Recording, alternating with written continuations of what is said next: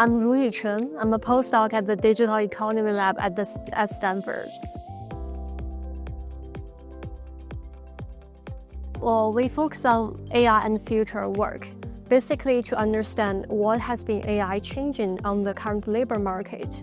We started from a task-based approach, where we decompose each occupations into thousands of job tasks, using the ADP payroll data and job posting data, so that we can track the up-to-date changes in the composition of tasks and skills across occupations. And then we look at what is the impact of AI on each of those tasks, the number of employment, and also use the hedonic regression to recover the value to those tasks.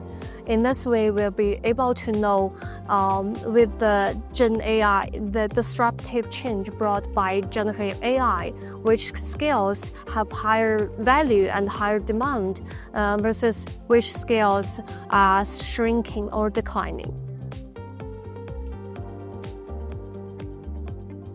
On the news every day we thought there's a tremendous layoffs caused by AI. However, maybe that's just a part of the story. If you look at the broader industry, the downstream industries, including not only those tech giants, but also the manufacturing firms, service firms, or like more of these traditional firms.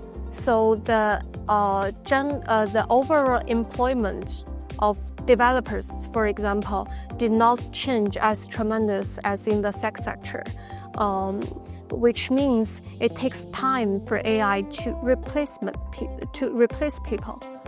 Because there are two effects of AI. One is replacing, one is augmenting.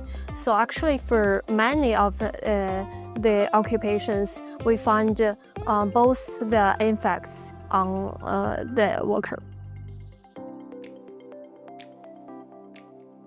One is like how my research what's the implications of my research are.